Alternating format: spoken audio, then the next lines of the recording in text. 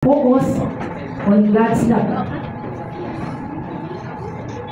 Amen?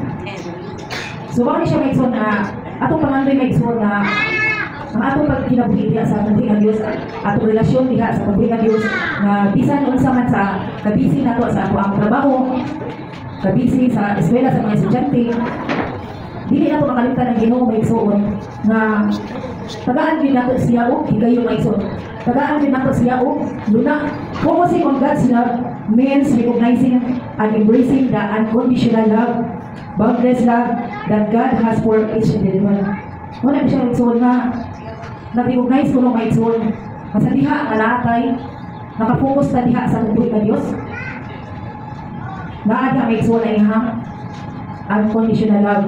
Nakarunay kita magpakita maigsoon ug atong masabtan unsay katinuan sa Ginoo sa ato ang kinabuhi. Nasa diha nga mo focus ka diha sa tubuhi ng Dios. Gilakupan na siya maigsoon. Nga naa ka kanunay nagapangita ka sa tulong sa Dios. Nagapangita ka naa kanunay ang pag-ampo ug naa sad ang fellowship maigsoon. Then it's about understanding that God's love is the foundation of all other love and that it provides a path of freedom, rest, and deeper connection with God and others.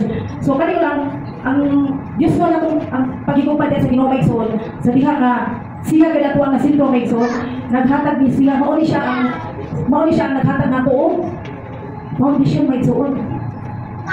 Nga malikon pag-ayo ang atong ugma diha sa Ginoo. Dinaghatag din siya maigsoon natay kagawasan maigsoon na God's love is the model for all others form of love. So ang tani kayong gugma nato sa Ginoo maigsoon. Usa ni siya nga model maigsoon. Ngadto sa uban makita sa ato kinabuhi maigsoon. Nakita mismo sa ato ang kaugalingon mahimutang panag-ingnan nato sa uban ang ato ang pagigugma sa Ginoo ug ang atong relasyon sa Ginoo. Kumusta man ang atong relasyon sa Ginoo? Nahimo ba tang panalangin sa ato ang pamilya? Nahimo ba tang panalangin sa ato ang panimalay? Makita maigsoon na sa ato ang kinabuhi. Mahimo tang panalangin ngadto sa uban. Moving only God's love, it can transform our lives, freeing us from fear, shame, and judgment, and leading into a more open and trusting relationship with God. So maigsoon sa diha ako maigsoon nga mas ang ato ko nung diha sa Ginoo maigsoon nga suot kay diha sa Ginoo maghatag gid ang ay mo transform sa ato ang kinabuhi. We can deepen our understanding of God's love by studying the Bible, spending time in prayer, and surrounding ourselves with others who love and follow God. So mo siya maigsoon nga kita nagadipindi lang kita diha sa tubuhi ng Dios maigsoon. Na atong masabtan maigsoon nga ang gugma sa Dios maigsoon kanunay gila nagapahinumdog sa ato kanunay na siya nagapahinumdog sa atong relasyon diha sa atong buhi nga Dios. Spending in prayer maigsoon nabo siyang kapang sa ato. Kaya ingon diha sa James 5:16 nga the prayer of a righteous man is powerful and effective. Mo na maigsoon na bantayanan sa ato ang bila ato baba kaya mga pag-ampo sa tao nga matarong gaphanan. It is important to not only understand God's love but also to receive it. So dili tay maigsoon na importante lang na imong masabtan ang gugma sa Ginoo kung dili imo sa tanang ginadapat. This involves actively opening our hearts and minds to God's love and allowing it to fill us. So mani siya maigsoon nga kinahanglan kanunay nga mahimutang aktibo kanunay maigsoon kanunay abli ato ang kasing-kasing kanunay abli atong huna diha sa gugma sa Dios maigsoon na atong masinati kanunay ang gugma sa Dios. Kanunay nato nga ablihan kanunay ato ang kasing-kasing kanunay nato ablihan atong huna aron masabtan nato maigsoon unsay katiwala sa Ginoo sa atong kinabuhi nganong naata karon. Amen? Nadili na to sa yawon maigsoon ato ang kinabuhi mitras buhi pa ta maigsoon. Amen? By experiencing and understanding God's love, we are empowered to share it with others through kindness, compassion, and service. So man siya maigsoon nga kung nasabtan nato maigsoon ako mas sa Dios ug ato siya nga sinati maigsoon kinahanglan maigsoon na atong ipaambil nato sa uban sa ato ang buhat, uban sa atong kaluoy. Muna atay kung pasyon nato sa uban maigsoon, maserbisyo ta. Amen? So we have mga ways mga igsoon to focus on God's love. First is spend time in the Word. So makata kita ito mga igsoon ito panahon diya sa pulong sa Dios may igsoon. Reading the Bible and meditating on God's promises and character can depend on your understanding of His love. So man siya may igsoon nga akong tabang sa tuwa ang pagbasa nato sa Biblia may igsoon o ang pagmeditate diha sa tungkol nga Dios na ato yung masabtan may igsoon ang gugma sa Ginoo dili sa tuwa. So man encourage kita pag pag-usa nato may igsoon nga basa sa tuwa Biblia.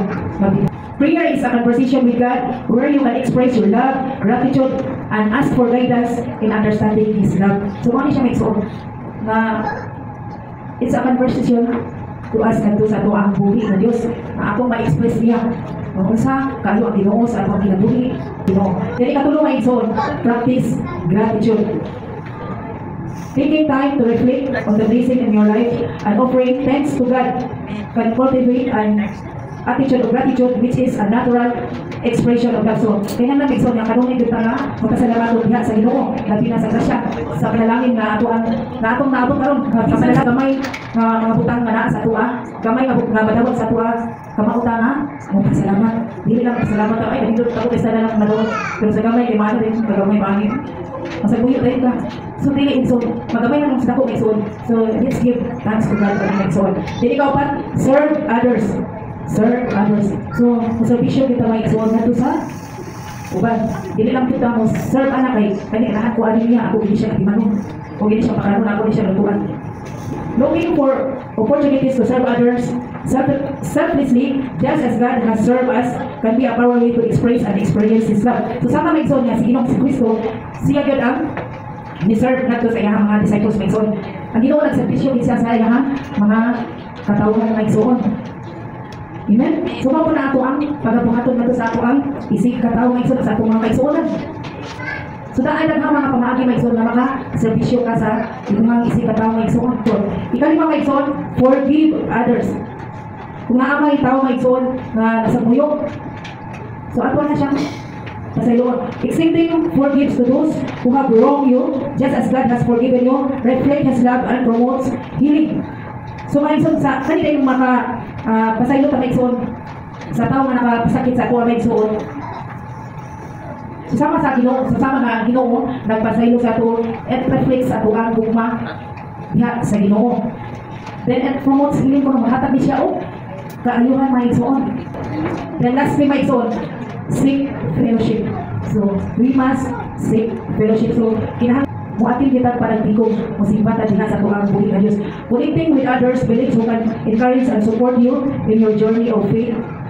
Amen. So may man siya maigsoon nga ang paki-fellowship nato maigsoon na sa atong isig ka magtotoo maigsoon naghatag ni siya maigsoon o kadasig sa mga usan sa matag-usan nato maigsoon. Atong relasyon sa matag-usan na isip usa ka igsoon diha sa Ginoo mas damor pa maigsoon na mo get closer ato ang panag-igsoon diha sa Jesus.